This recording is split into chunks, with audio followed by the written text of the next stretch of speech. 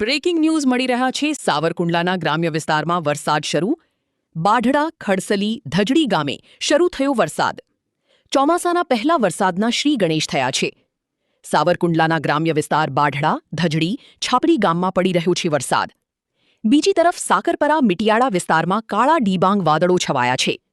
બપોરે 3 વાગ્યાથી સાવરકુંડલાના ગ્રામ્ય વિસ્તારમાં પડી રહ્યો છે વરસાદ